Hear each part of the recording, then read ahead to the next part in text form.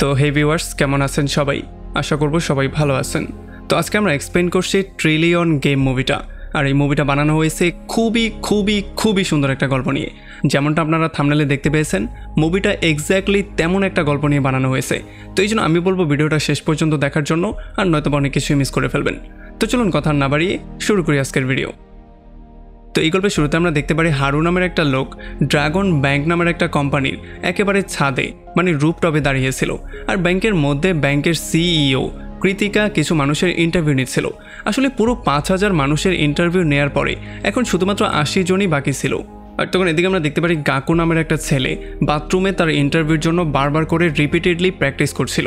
আর যখন তার interview time চলে আসে তখন সে এতটাই নার্ভাস হয়ে যায় যে যখন সে চেয়ারে বসার ট্রাই করে তখন সে সোজা মাটিতে পড়ে যায়। আর এরপর পুরো ইন্টারভিউ জুড়েই আমরা তাকে খুবই নার্ভাস অবস্থায় দেখতে পারি। সে কোয়েশ্চেনের অ্যান্সারগুলো ঠিকভাবে দিতে পারছিল না। তো এরপরে যখন হারুর ইন্টারভিউ পালা চলে আসে তখন আমরা দেখতে পারি হারু খুবই কনফিডেন্স ছিল। এই জন্য খুবই কনফিডেন্স নিয়ে সে মধ্যে এসে চেয়ারে বসে আর প্রত্যেকটা অ্যান্সার সে খুবই কনফিডেন্টলি তাদের সবাইকে দেয়। আর এগুলো দেখার পরে কেকিকা তার উপরে খুবই ইমপ্রেস হয়ে যায়। আর তখন বাইরে আমরা দেখতে পারি যখন গাকু একটা মেশিন থেকে কিছু খাবার কেনার ট্রাই করছিল তখনই টাকাটা বাতাসে উড়ে যায়। আর তখন এখানে হারু চলে আসে আর হারু লাফ দিয়ে টাকাটাকে ধরে ফেলে। আর যখন তারা দুজন একে অন্যকে দেখতে পারে তখনই আমরা বুঝতে পারি তারা দুজন একে অন্যকে চিনতে পারে। আর এই জন্য তারা দুজন একটা রেস্টুরেন্টে চলে আসে কিছু খাবার দাবার খাওয়ার জন্য। আর এখানে আমরা জানতে পারি যে আসলে হারু নিজেকে খুবই লাকি বলে মনে করে। আর এই জন্য সে এখন পর্যন্ত অনেকগুলো কোম্পানির ইন্টারভিউ ক্র্যাক করে ফেলেছে। তবে অন্যদিকে গাকু সবসময় ভয়ের মধ্যে থাকে, সে লো কনফিডেন্সের মধ্যে থাকে। এই জন্য সে কোনো ইন্টারভিউতে পাস করতে পারে না। তবে সে কম্পিউটারে খুব ভালো এক্সপার্ট। আর এরপরে সিন চলে আসে 6 বছর পেছনে। আমরা এখন চলে আসি 2016 সালে। আমরা দেখতে পারি এখানে যখন হারু আর গাকু দুজনেই ইয়াং ছিল তখন কিছু গুন্ডা গাকুকে ধরে তার ব্যাগটা ছিনিয়ে নিয়ে তাকে পেটানো শুরু করে।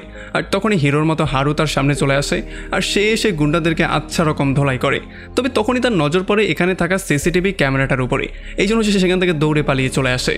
আর এরপরে হারু গাকুকে খুবই আপসেট হয়ে বলে যে এগুলো যদি প্রিন্সিপাল দেখতে পারে তাহলে আমাকে অবশ্যই স্কুল থেকে বের করে দেবে। আর এটা শোনার পরে গাকু একটু মন খারাপ করে ফেলে। এই জন্য হারুকে সেভ করার জন্য সে স্কুলের সিসিটিভি ক্যামেরা হ্যাক করে সেখান থেকে সেই সময়ের পুরো ফুটেজটাকে ডিলিট করে দেয়। আর যখন হারু এই ব্যাপারটা দেখতে পারে তখন সে খুবই ইমপ্রেস হয়ে যায় তার উপরে। আর এই জন্য তখন হারু মনে করেছিল যে ভবিষ্যতে হয়তোবা গাকু গিয়ে খুবই বড় কিছু একটা করবে, সে বড় কোনো টেক কোম্পানিতে চাকরি করবে।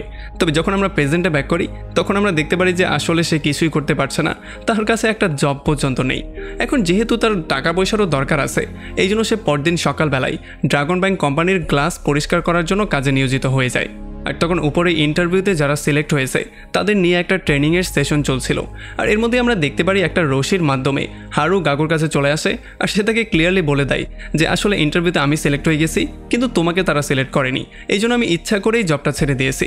কারণ যেই কোম্পানি তোমার মতো জিনিয়াসকে জব না দিয়ে আমার মতো বাটপারকে জব দিয়েছে সেই কোম্পানি যে বেশি দিন টিকবে না এটা আমি খুব ভালো করেই জানি। আর সবচেয়ে ইন্টারেস্টিং ব্যাপার হচ্ছে এই কোম্পানিটা আমরা দুজনেই কিনতে যাচ্ছি। তাহলে চলো আমরা দুজন $1 ট্রিলিয়ন নামে একটা কোম্পানি খুলি আর এরপরে সেখান থেকে কোটি টাকা ইনকাম করে এই কোম্পানিটা আমরা কিনে ফেলি। আর এই সমস্ত কথাবার্তার মধ্যে আমরা দেখতে পারি হারু গাকুকে নানান রকম স্বপ্ন দেখায়, যেমন খুবই লাক্সারিয়াস ঘর, একটা সুন্দরী ওয়াইফ, বড় দামি অনেক গাড়ি এবং নানান কিছু স্বপ্ন দেখায়। কিন্তু এগুলো শোনার পরে গাকু ক্যাবলার মতো তাকিয়ে থাকে। আসলে সে কিছুই বুঝতে পারছিল না। আর তখনই সিন আবারও ফিউচারে চলে আসে আর আমরা দেখতে পারি ফিউচারের ট্রিলিয়ন গেম নামের এই কোম্পানিটা খুবই বড় একটা কোম্পানি হয়ে গেছে। আর তারা ইউরোপের এবং সৌদি আরবের বিভিন্ন কোম্পানির সাথে এআই নিয়ে একটা কোলাবোরেশনও করছে। আর গাকুর এত বড় একটা সফলতার জন্য সমস্ত মিডিয়া কর্মীরা তার পেছনে পড়ে যায়, সবাই তার ইন্টারভিউ নিতে চায়। তবে এই সমস্ত কোয়েশ্চেনের মধ্যে তারা বারবার করে হারুর নামটাকেও জিজ্ঞেস করছিল। তবে এই কোয়েশ্চেনের অ্যান্সারগুলো কোনোভাবেই গাকু দিতে চাচ্ছিল না। যেমন মানে এগুলো শোনার পরে আমরা ক্লিয়ারলি বুঝতে পারি যে ফিউচারে আসলে এই কোম্পানির পার্ট হারু থাকবে না। তবে আসলে শুরুটা তো সেই করেছিল। তবে তাদের মধ্যে কি এমন হয়ে গেল যে পরবর্তীতে তাকে কোম্পানি থেকে বের করে দেওয়া হয়েছিল, বা সে কেনই এই কোম্পানির পার্ট না, সেগুলো আমরা একটু সামনেই জানবো। যাই হোক, এরপরে গাকুর অ্যাসিস্ট্যান্ট তাকে খুবই বড় একটা অফিস দেয়, যেই অফিসটার মধ্যে খুবই লাক্সারিয়াস জিনিস ছিল। এগুলো দেখার পরে গাকু পুরো হতভম্ব হয়ে যায়, কারণ এত বড় অফিসের অভ্যাস তার নেই, তার ছোটোখাটো অফিসের মধ্যে বসারই অভ্যাস। আর তাছাড়া এখানে অ্যাসিস্ট্যান্ট তাকে বলে যে আপনার এই পুরনো চেয়ারটা একটু পরে আমি ডাস্টবিনে ফেলবো। তবে গাকু তাকে সরাসরি না করে দেয়, কারণ এই চেয়ারটার সাথে তার খুবই স্মৃতি জড়িত আছে।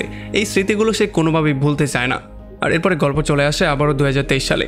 আমরা দেখতে পারি এখন হারু গাকুর জন্য একটা চেয়ার নিয়ে এসেছে। আসলে এই চেয়ারটার দাম হচ্ছে গিয়ে 2 লাখ টাকা।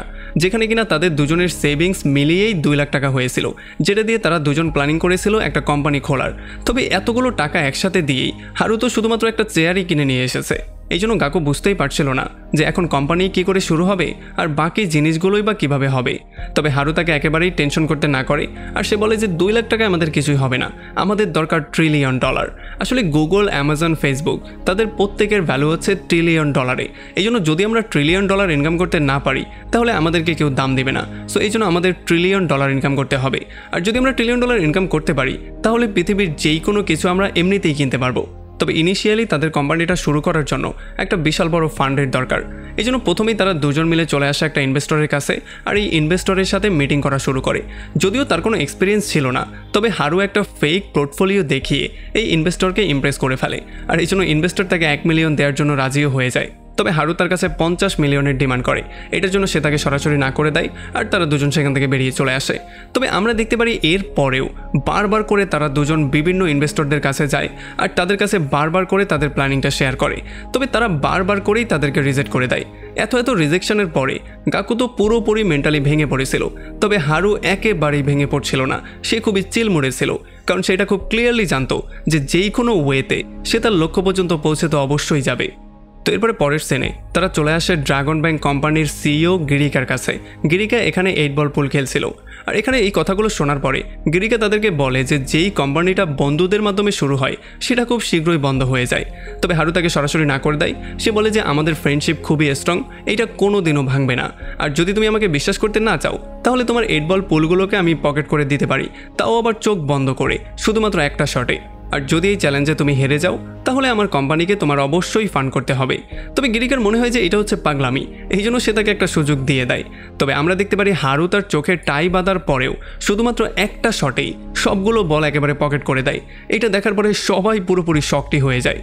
তো এরপরে গিরিকা টাকা ভর্তি একটা ব্রিফকেস নিয়ে আসে যেখানে পুরো 100 মিলিয়ন ছিল আর এগুলো দিয়ে সে তাকে বলে যে আমার একটা শর্ত আছে, আমি চাই তোমাদের কোম্পানির 51% শেয়ার তুমি আমার নামে লিখে দিবে। তবে এইটা করার জন্য হারু কোনোভাবেই রাজি হয় না, কারণ হারু এটা খুব ভালো করেই জানে যে যদি সে এমনটা করে তাহলে সমস্ত কন্ট্রোল চলে যাবে হারুকার হাতে আর কোম্পানি তার মতো করে সে কখনোই চালাতে পারবে না। এই জন্য সে তাকে সরাসরি মুখের উপরেই না করে দিয়ে সেখান থেকে সোজা বেরিয়ে চলে যায়।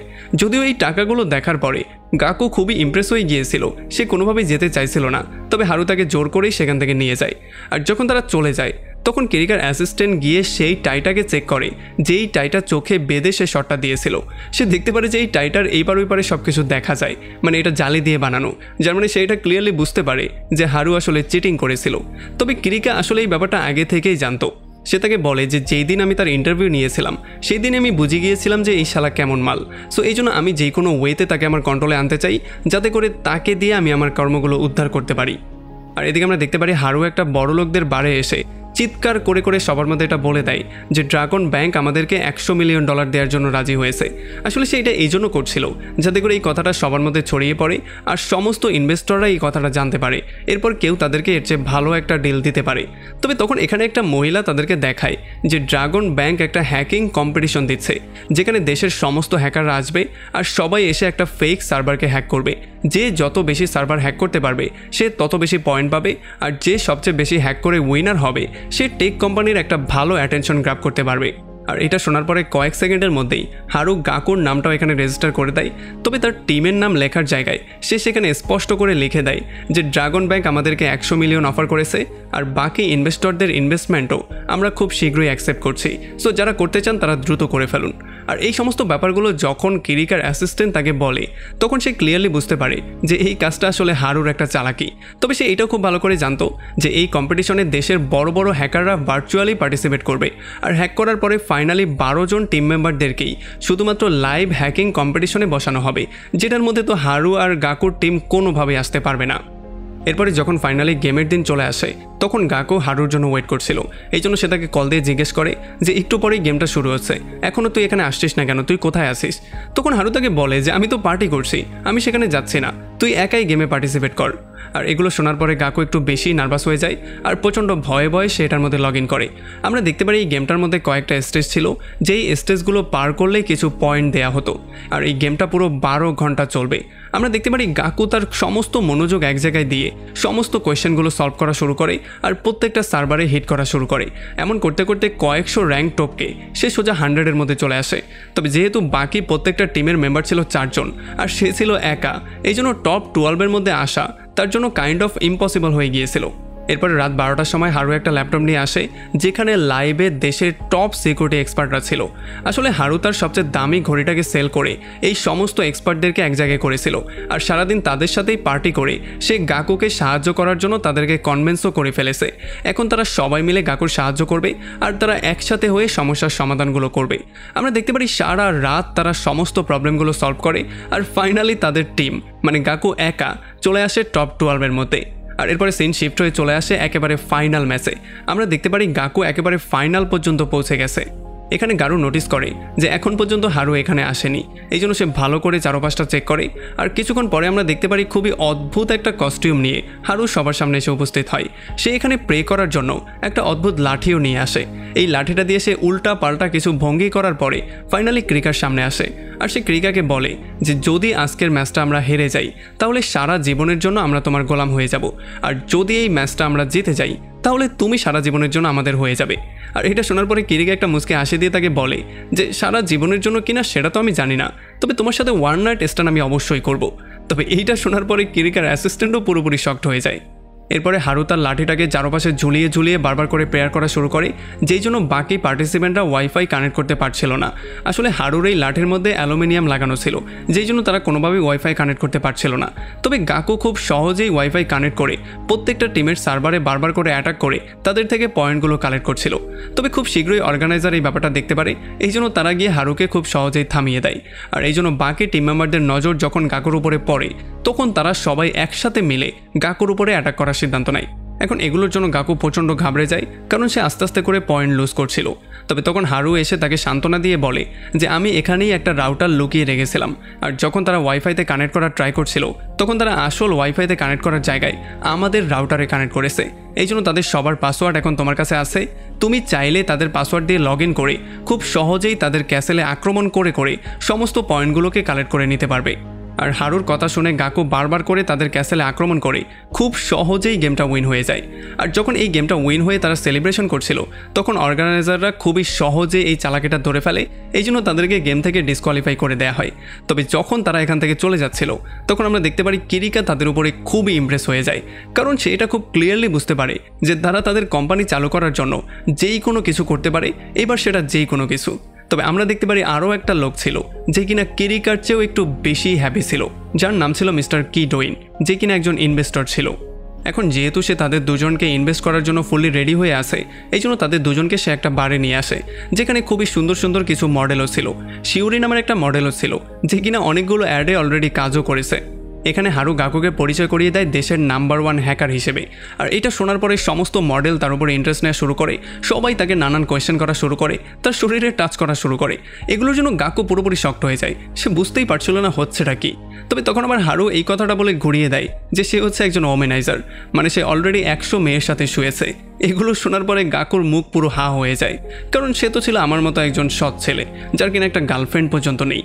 তো এরপরে মিস্টার কেডউইন 20% শেয়ারের বদলে 30 মিলিয়ন অফার করে। তবে এরপরে কথাবার্তা বলে বিভিন্ন রকমের ডিসকাশন করে ফাইনালি 15% শেয়ারে এসে তারা ডান করে। তবে মিস্টার কেডউইনেরও একটা শর্ত ছিল, সে চাচ্ছিল গাকু বা হারুর মধ্যে কেউ একজন এখানের একটা মডেলকে সিডিউস করে তাকে ইমপ্রেস করে যাতে বিছানায় নিয়ে নেয়। আসলে সে এইটা দেখার ট্রাই করছিল যে তারা আসলে চালু মাল কিনা, কারণ বিজনেস করা তো বাচ্চাদের খেলা না, চালু মাল ছাড়া কোনোভাবেই বিজনেস হয় না। আর আমরা দেখতে পারি যেহেতু হারু এগুলোতে খুবই এক্সপার্ট ছিল, এই জন্য সে শিউরিকে ইমপ্রেস করে তার সাথে শুয়ে তার এই শর্তটা পূরণ করে দেয়। তো এরপরে পরদিন সকালবেলায় মিস্টার কেডউইন তাদেরকে 30 মিলিয়ন দিয়ে দেয়। আর তখন হারু প্রথম মাসেই 3 মিলিয়ন লাভ করার একটা ব্যাপার বলে। তবে এটা শোনার পরে মিস্টার কেডউইন তাদেরকে বলে যে যদি তোমরা তোমাদের প্রমিস রক্ষা করতে না পারো তাহলে কিন্তু আমি তোমাদের দুজনকেই আমার গোলাম বানিয়ে ফেলবো। আর এইটা শোনার পরে হারু তার শর্তে রাজি হয়ে যায়।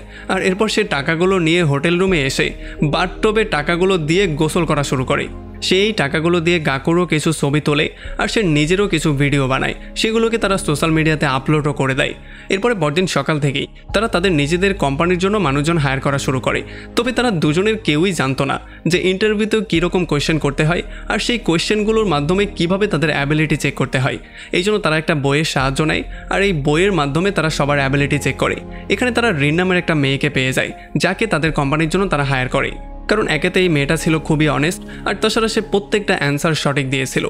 তো এরপরে পরদিন সকালবেলা রিন প্রথম দিনের ডিউটি করার জন্য গাকুর বাসায় চলে আসে। তবে এখানে এসে সে পুরোপুরি শক্ট হয়ে যায়।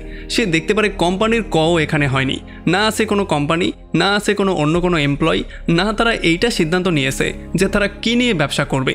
এই জন্য ফাইনালি এই কথাগুলো শোনার পরে রিন অনেকগুলো বই নিয়ে আসে আর এই বইয়ের মধ্য থেকে বিভিন্ন রকমের ব্যবসার আইডিয়া দেয়।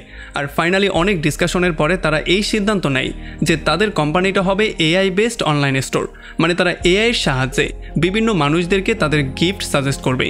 কিন্তু এখানে সমস্যাটা হচ্ছে এআই বানানো খুবই ডিফিকাল্ট একটা ব্যাপার। এইটা করতে গেলে অনেক টাকার দরকার পড়ে আর অনেক মানুষেরও দরকার পড়ে। এখন এত সময় তাদের হাতে নেই আর এত টাকাও তাদের হাতে নেই। এই জন্য তারা ফাইনালি সিদ্ধান্ত নেয় তারা রিনকে এআই বানিয়ে একটা ফেক এআই স্টোর চালু করবে। রিন এআই হয়ে মানুষদেরকে বিভিন্ন রকমের গিফট সাজেস্ট করবে। আর এরপর আমরা দেখতে পারি রিন এক এক করে কাজ করা শুরু করে দেয়। আর যেহেতু সে অনেস্টলি সমস্ত কাজগুলো করছিল, এই জন্য তাদের কোম্পানির গ্রোথও আস্তে আস্তে করে হচ্ছিল। তবে তারা যেমনটা এক্সপেক্ট করছিল তেমন গ্রোথ তাদের হচ্ছিল না। এখন তারা এটা খুব ক্লিয়ারলি জানে যে যদি তারা 1 মাসের মধ্যে 3 মিলিয়ন প্রফিট করতে না পারে তাহলে তারা গোলামে পরিণত হবে। এই জন্য ফাইনালি যখন তারা এই ব্যাপারটা নিয়ে ডিসকাশন করে তখন রিন তাদেরকে বলে যে আসলে যখন মানুষ একটা গিফট দিতে যায় তখন গিফট হিসেবে তারা ফ্লাওয়ার দেয়াকেই খুব বেশি প্রেফার করে। এই জন্য ফাইনালি তারা সিদ্ধান্ত নেয় তারা এইটা নিয়েই কাজ করবে। আর যেহেতু রিন আগে একটা ফ্লাওয়ার শপে জব করতো, এই জন্য ফ্লাওয়ার সম্পর্কে তার খুব বেশি ধারণাও ছিল। আর এই জন্য সে প্রত্যেকটা কাস্টমারকে তাদের অকেশনের জন্য সঠিক ফ্লাওয়ার সাজেস্ট করা শুরু করে, যেই জন্য তাদের কোম্পানি হু হু করে গ্রো করা শুরু করে। তবে এর কিছুদিন পরে মিস্টার কেডউইন তাদেরকে ডেকে এনে অন্য একটা মহিলার সাথে মিট করায়। আসলে এই মহিলার নাম ছিল সুজুকি, যেই কিনা ছিল একটা ফ্লাওয়ার কোম্পানির মালিক। সে তাদের কোম্পানিতে ইনভেস্ট করার সিদ্ধান্ত নেয়। তবে সে তাদেরকে একটা কন্ডিশন দেয় যাতে পরবর্তী 1 মাসের মধ্যে তারা $20 মিলিয়ন রেভিনিউ করে। এই জন্য তারা দুই বন্ধু একটা ভয়ঙ্কর প্ল্যানিং করে চলে আসে বড়লোকদের নাইট ক্লাবে। আসলে বড়লোকদের নাইট ক্লাবের রেন্টে গার্লফ্রেন্ড পাওয়া যেত যাদের সাথে তারা রাতও কাটাতে পারতো। আর এই গার্লফ্রেন্ডদেরকে বলা হতো হোস্ট। আর একটা হোস্টের অনেকগুলো ক্লায়েন্ট থাকবে, এটা নর্মাল একটা ব্যাপার। এই জন্য যেই বড়লোকরা এখানে আসে তারা তাদের হোস্টদেরকে খুবই দামি দামি ফ্লাওয়ার গিফট করতেই পছন্দ করে। তবে এখানে সমস্যা হচ্ছে হিরোতো নামের একটা লোক আছে যে কিনা এই ফ্লাওয়ারের ব্যবসাটা এখানে করে। তবে যদি তার ক্লায়েন্ট কেউ চুরি করার ট্রাই করে তাহলে তাদের সাথে একটা সংঘর্ষ তার হতেও পারে। তবে এগুলোতে কোনোভাবেই হারু হার মানতে চাচ্ছিল না। সে তার কথার মাধ্যমে দুইটা মহিলাকে পটিয়েও ফেলে আর বিভিন্ন রকমের ম্যাজিক ট্যাজিক দেখিয়ে সে তাদেরকে ইমপ্রেস করে ক্লাবের মধ্যে নিয়েও আসে।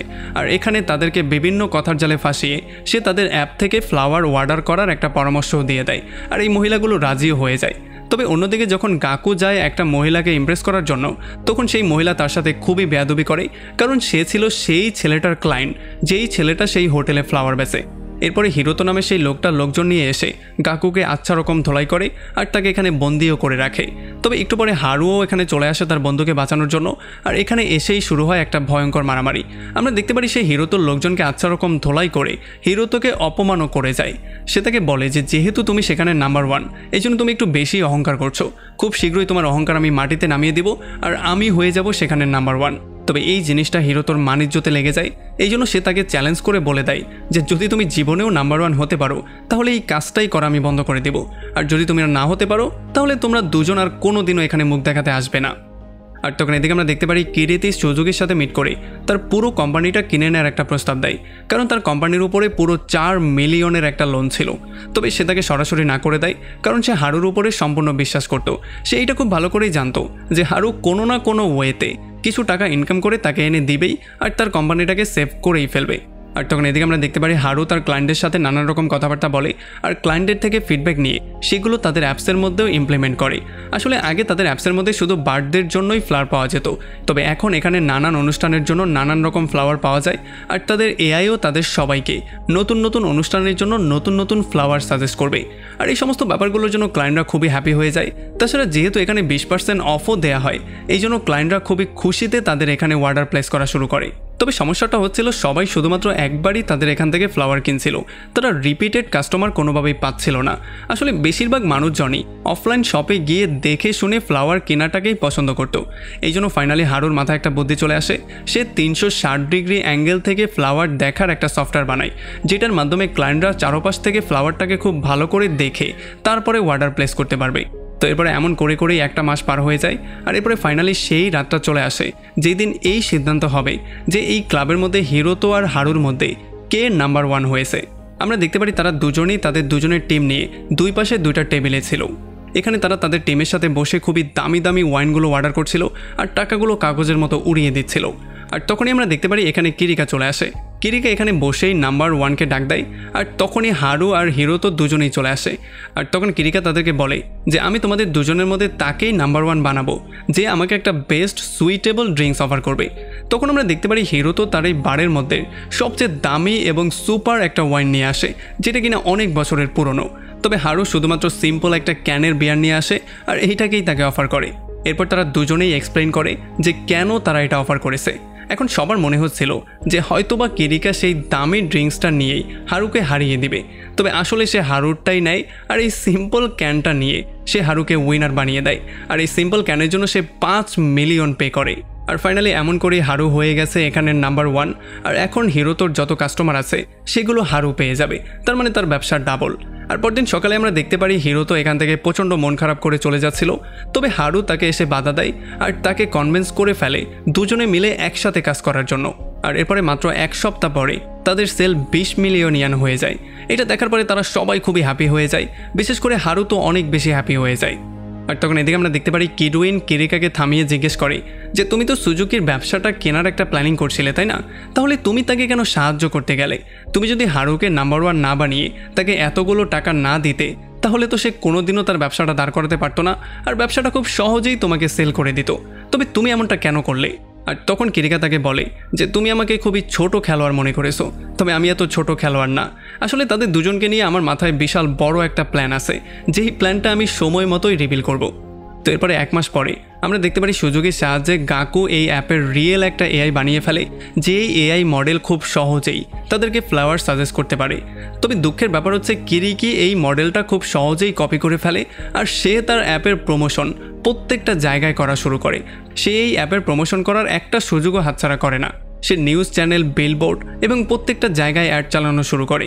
তবে এরপরে আমরা জানতে পারি যে আসলে এটা কিরিকি না, এটা তার ড্যাড করেছিল।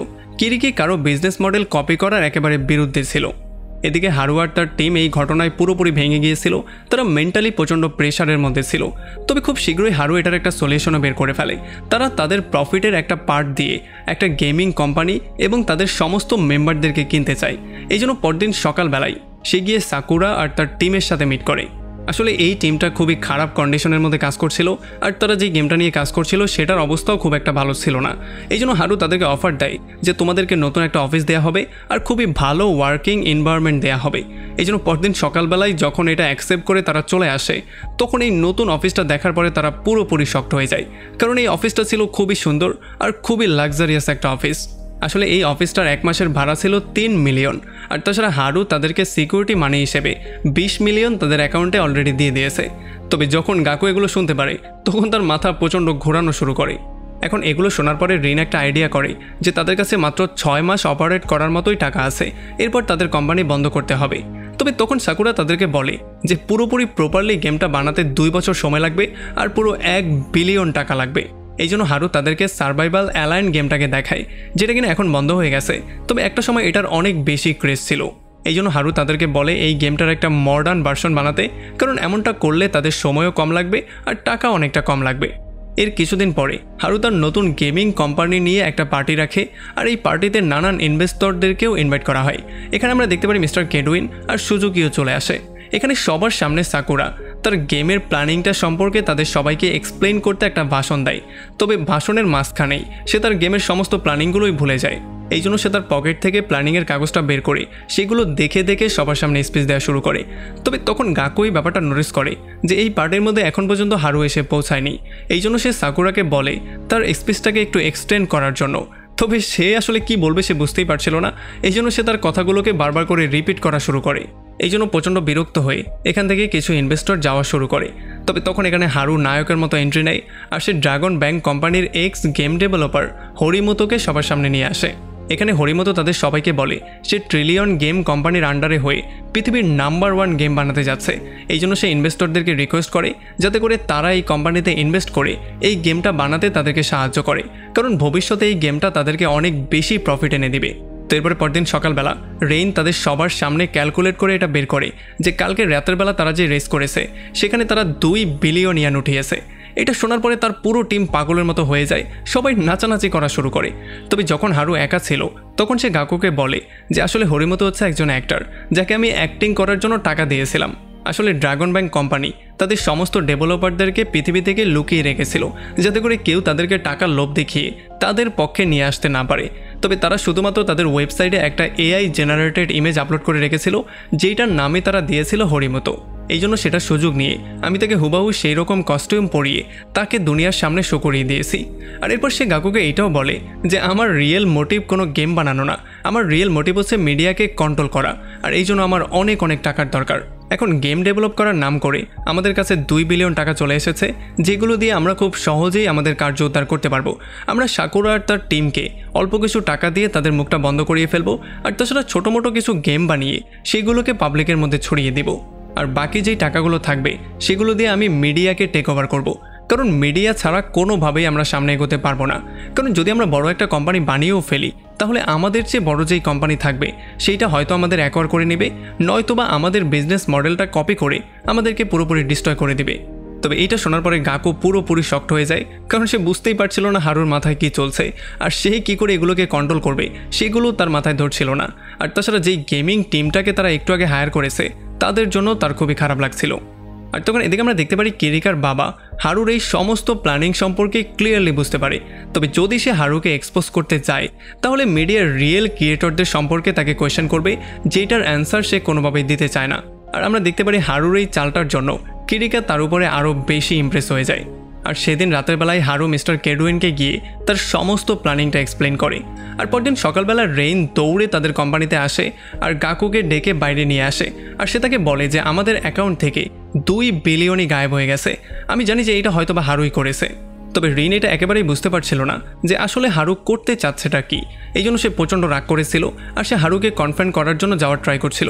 তবে একেবারে শেষ মুহূর্তে গিয়ে গাকু তাকে আটকে দেয় আর সে তাকে বলে যে আসলে এই সমস্ত ভুলটা আমারই ছিল, আমার মধ্যে এতটা সাহস ছিল না যে হারুর এই কর্মকাণ্ডগুলো থেকে আমি তাকে আটকাতে পারি।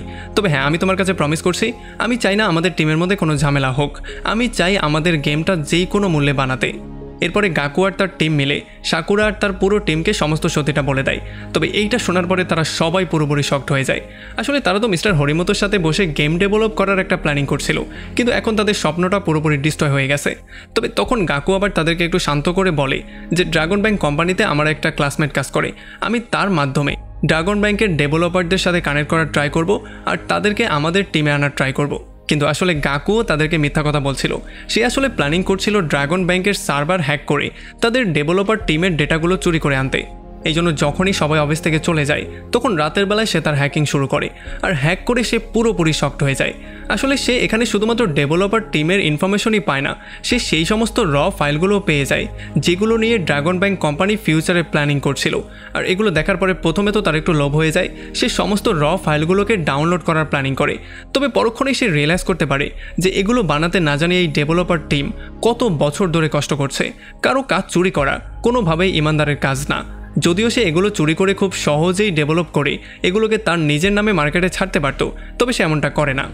আর পরদিন সকালবেলা কেরিকার এমপ্লয়ি এসে তাকে বলে যে কালকে রাতের বেলা আমাদের সার্ভারটা হ্যাক হয়েছিল আর সে যদি চাইতো তাহলে আমাদের সার্ভার থেকে সমস্ত তথ্যগুলোকে নিয়ে গিয়ে আমাদের বিলিয়ন ডলার লস করাতে পারতো, তবে সে এমনটা করেনি। সে আমাদের এখানে একটা নোট ছেড়ে গিয়েছে আর সেই নোটিসে লিখেছে আমাদের সার্ভারের কোন কোন জায়গায় সমস্যা আছে যেগুলোর জন্য এই হ্যাকটা হয়েছে আর সেই সমস্ত জায়গাগুলো আমাদের সলভ করা দরকার।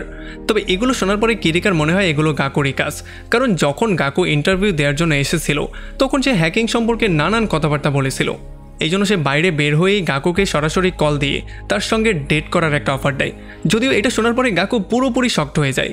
তবে যেহেতু এই প্রথমবারের মতো কোনো মেয়ে তাকে সামনে থেকে ডেটের জন্য অফার দিচ্ছে এই জন্য সে নাও করতে পারে না। তো এরপরে পরদিন সকালবেলা তারা একটা পার্কে চলে আসে আর এখানে তারা মন খুলে এনজয় করে।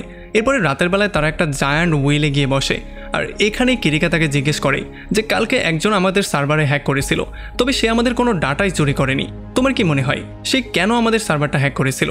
তবে এগুলো শোনার পরে গাকু একটু বেশি ভয় পেয়ে যায় আর সে মনে মনে চিন্তা করা শুরু করে যে যদি আমার জায়গায় এখানে হারু থাকতো তাহলে সে কি উত্তরটা দিত। এরপরে সে তাকে বলে যে তুমি কি নিয়ে কথা বলছো এটা তো আমি বুঝতেই পারছি না।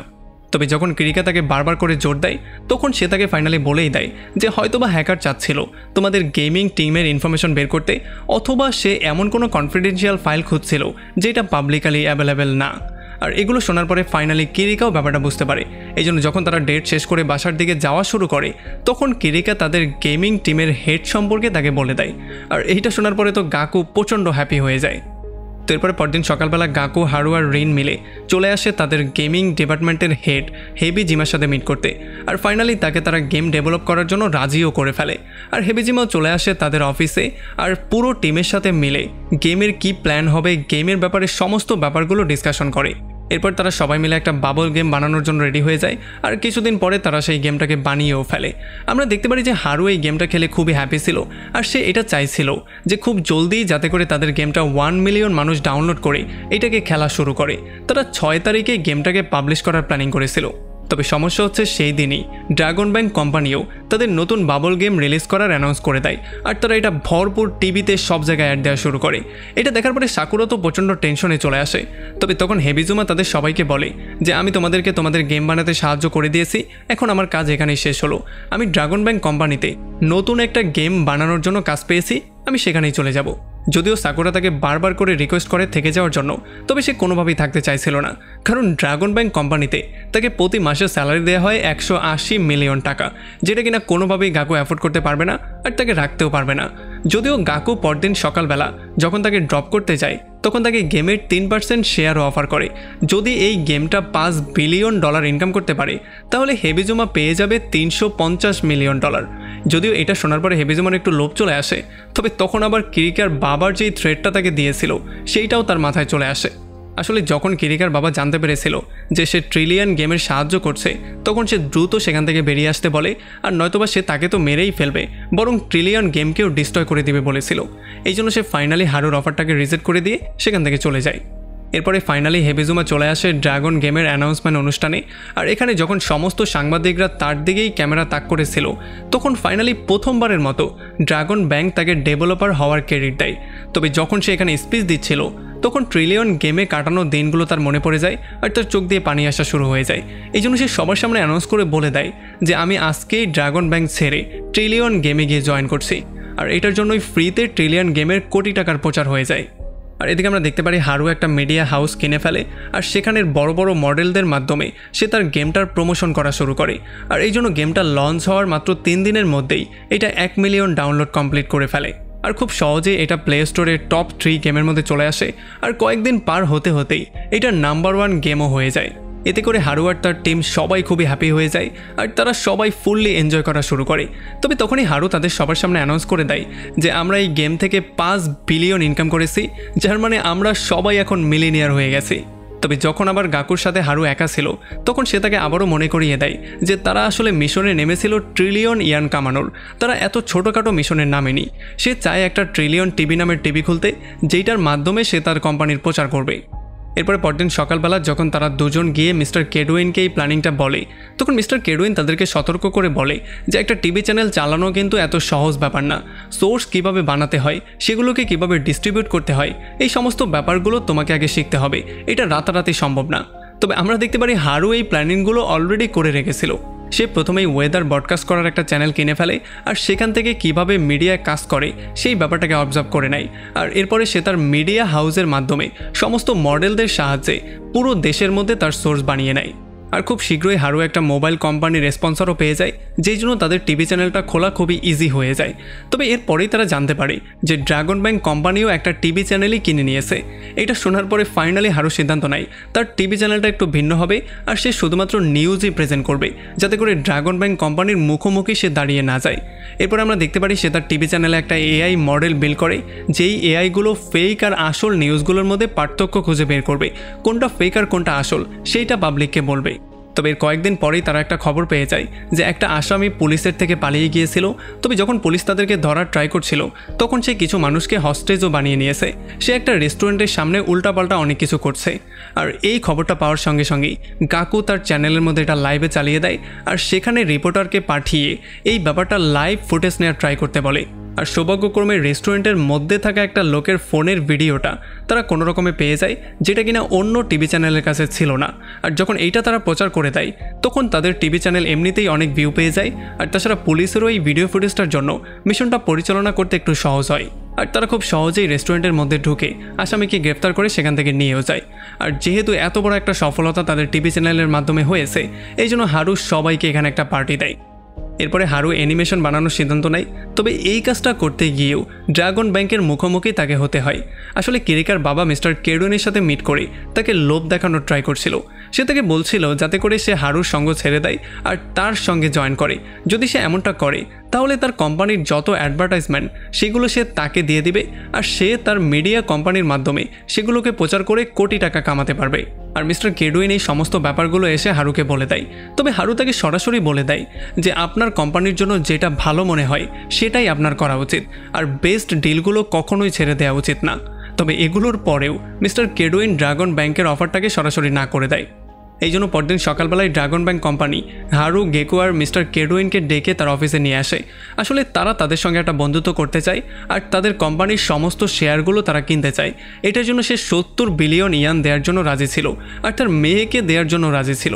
আসলে সে চায় তার মেয়েকে হারুর সঙ্গে বিয়ে দিতে আর তাকে তার জামাই বানিয়ে ফেলতে, কারণ সে হারুর মধ্যে সেই সমস্ত গুণগুলো দেখতে পাচ্ছে যেগুলো ইয়াং বয়সে তার নিজের মধ্যে ছিল। তবে এগুলো শোনার পরে গাকু পুরোপুরি শক্ট হয়ে যায়। তবে গাকু আরও বেশি শক্ট হয় তখন যখন হারু এই অফারটাকে সরাসরি রিজেক্টই করে দেয়। সে বলে যে আমি বিবাহিত, সো এই জন্য এই অফারটা আমি একেবারেই নিতে পারছি না। তবে যখন কিরিকি এটা শুনতে পারে তখন সে খুবই জেলাস ফিল করা শুরু করে। তবে পরে গাকু হারুর থেকে জানতে পারে যে আসলে বিয়ের ব্যাপারটা হারু মিথ্যা বলেছিল, কারণ যদি সে কিরিকিকে সরাসরি বিয়ের জন্য না করে দেয় তাহলে সে একটু লজ্জাও পেতে পারে। এই জন্য সে তাকে লজ্জা না দেওয়ার জন্য এই কথাটা বলেছিল। তো এরপরে ফাইনালি তারা তিনজন মিটিং করে সমস্ত ব্যাপারগুলো ডিসকাশন করে পরদিন সকালবেলায় গিয়ে কিরিকের বাবার সঙ্গে একটা মিটিং করে। এখানে হারু তাকে সরাসরি বলে যে আপনি আমাদের কোম্পানিটা কিনতে চান আর আমি আপনার কোম্পানিটা কিনতে চাই। তবে এইটা শোনার পরে কিরিকার বাবার কাছে মনে হয় যে এটা একটা জোক ছিল, এই জন্য সে পাগলের মতো হাসা শুরু করে। কিন্তু এখন পর্যন্ত সে এটা জানতো না যে আসলে হারু যেটা মুখ দিয়ে বলে সেটা সে করে পর্যন্ত দেখায়। এই জন্য সে তার অফিসে ব্যাক করে তার কোম্পানিকে আরও বড় করার জন্য নতুন একটা প্ল্যানিং বের করে। সে আসলে ক্যাশলেস ব্যাংক বানানো শুরু করে যাতে করে মানুষজন অনলাইনে টাকাগুলো ট্রান্সফার করতে পারে। যদিও এটা করতে গিয়ে তাকে অনেক সমস্যা ফেস করতে হয়। তবে এত কিছু হয়ে যাওয়ার পরেও হারু আর তার টিম কোনোভাবেই হার মানে না। এরপরে হারু পাবলিক রেলওয়ে কোম্পানি সুইসুইকে কেনার জন্য একটা অফার দেয়। তবে এই ব্যাপারটা কিরিকের বাবা জানতে পারে, এই জন্য সে তাকে ডিনারে ইনভাইট করে আর সে তাকে সরাসরি বলে দেয় যে সুইসের সাথে অলরেডি আমরা একটা পার্টনারশিপ করেছি। আর সে তাকে এইটাও বলে যে এইটা হচ্ছে মাত্র শুরু, দেখো না সামনে কি হয়। আর তখন এদিকে আমরা দেখতে পারি গাকু দেখতে পারে যে তাদের টিভি চ্যানেলের সার্ভারের মধ্যে ভাইরাস ঢোকার জন্য তাদের সার্ভারটা পুরোপুরি ডাউন হয়ে গেছে। আর যখন সে একটু ভালো করে চেক করে তখন সে দেখতে পারে তাদের গেমিং সার্ভার, তাদের টিভি চ্যানেলের সার্ভার এবং তাদের বিজনেস সার্ভারের মধ্যে কেউ একজন অ্যাটাক করে তাদের সমস্ত ডাটাগুলো চুরি করে নিয়ে গেছে। এই জন্য এখন সবগুলো সার্ভারই ডাউন আছে। সে দেখতে পারে ট্রিলিয়ন গেমের সমস্ত ইউজারদের ডাটা চুরি হয়ে গেছে। এই জন্য সে দ্রুত হারুকে কল দেয় আর এই ডাটা চুরি হয়ে যাওয়ার সমস্ত ব্যাপারটা বলে। আর তখন আমরা দেখতে পারি কিরিকার বাবা পাগলের মতো হাসা শুরু করে আর সে তাকে বলে যে তুমি আমার $70 বিলিয়ন অফার রিজেক্ট করে ভেবেছিলে এর চেয়েও বড় কোম্পানি দাঁড় করিয়ে ফেলবে, কিন্তু আসলে এটা সম্ভব না। এখন তোমার উপরে আর মানুষ বিশ্বাসই করতে চাইবে না। তুমি যে ডাটাগুলোর সেফটি দিতে পারো না এটা সরাসরি প্রমাণ হয়ে গেছে। এখন যদি তুমি হাঁটু গেড়ে আমার পায়ে পড়ে আমার কাছে সাহায্য চাও তাহলে অবশ্যই আমি তোমাকে সাহায্য করতে পারি, তোমার কোম্পানিটা এখান থেকেও আমি সেভ করতে পারি। যদিও এগুলো শোনার পরে হারুর মাথা প্রচণ্ড গরম হয়ে গিয়েছিল, সে প্রচণ্ড রেগেও গিয়েছিল। তবে সে কিছু না বলে চুপ থাকারই সিদ্ধান্ত নেয়। তো এরপরে পরদিন সকালবেলায় রিনা একটা প্রেস কনফারেন্স করে। আসলে যেহেতু সে ট্রিলিয়ন গেম কোম্পানির প্রেসিডেন্ট ছিল এই জন্য ডাটাগুলো চুরি হয়ে যাওয়ার জন্য সে ইউজারদের কাছে প্রথমে মাপ চায় আর এত বড় একটা ভুলের দায়ভার নিজের মাথায় নিয়ে সেই প্রেসিডেন্ট পদ থেকে পদত্যাগ করে নেয়। আর তখন এদিকে আমরা দেখতে পারি হারু চলে আসে কিরিকার বাবার সামনে আর সে তার সামনে হাঁটু গেড়ে বসে তার কাছে সাহায্য চায়। আর সে তাকে এইটাও জিজ্ঞেস করে যে তার মেয়েকে বিয়ে করার অফারটা এখনও আছে কিনা। আর এগুলো দেখার পরে গাকু তাকে ডেকে সাইডে নিয়ে আসে আর তাকে জিজ্ঞেস করে যে এগুলোর পেছনে আসলে কি প্ল্যান আছে। তবে তখন হারু একটু বেশি রাগ করে গিয়ে বলে যে আমার কাছে এই মুহূর্তে কোনো প্ল্যানিংই নেই, আসলে আমি ট্রিলিয়ন ইয়ান ইনকাম করতে চাই, আর এটা করার শুধুমাত্র একটাই উপায় আমার সামনে আছে। আমি যদি কিরিকাকে বিয়ে করে ফেলি তাহলে তার বাবার থেকে ব্যবসা বাণিজ্যর সমস্ত গোমরগুলো শিখে আমি বড় করে একটা কোম্পানি দাঁড় করাতে পারবো, সেখান থেকে আমি ট্রিলিয়ন ইয়ান ইনকাম করতে পারবো। তবে এইটা শোনার পরে গাকুর মাথাটা প্রচণ্ড গরম হয়ে যায়, কারণ তারা দুজন 30 বিলিয়ন করে পেয়ে তো যাবে, তবে তাদের যেই কর্মচারীরা ছিল তাদের সমস্ত কষ্টগুলো বৃথায় চলে যাবে। এই জন্য সে প্রচণ্ড রাগ করে এখান থেকে বেরিয়ে চলে যায়। তারপর পরদিন সকালবেলা হারু হয়ে যায় ড্রাগন ব্যাংক কোম্পানির সিও। এই জন্য সে সিও হয়ে চলে আসে তার নিজের ট্রিলিয়ন গেম কোম্পানিতে। আর তার কর্মচারীরা এই ব্যাপারটা কোনোভাবে বিশ্বাসই করতে পারছিল না যে হারু তাদের সাথে এত বড় একটা বেইমানি করবে। তবে এখন যেহেতু ট্রিলিয়ন গেমের সমস্ত শেয়ার ড্রাগন ব্যাংকের কাছে সেল হয়ে গেছে, এই জন্য অফিসিয়ালি এই গেম কোম্পানির মালিকও ড্রাগন ব্যাংক। এই জন্য ড্রাগন ব্যাংকের একটা এমপ্লয়কে এখানের সিও বানিয়ে দেওয়া হয়, যে কিনা ছিল খুবই বজ্জাত একটা লোক, যে কিনা ক্রিয়েটিভ ওয়ার্ক করানোর জায়গায় শুধুমাত্র গেমের বাগগুলো খুঁজে বের করার দায়িত্ব তাদের উপরে চাপিয়ে দেয়। গাকুকে একটা জেনারেল ডিপার্টমেন্টে দিয়ে দেওয়া হয় যেখানে তার কোনো ক্ষমতাই নেই। আর তখন সে বসে বসে হারুর সাথে কাটানো দিনগুলো মনে করে আর প্রচণ্ড কান্না করে।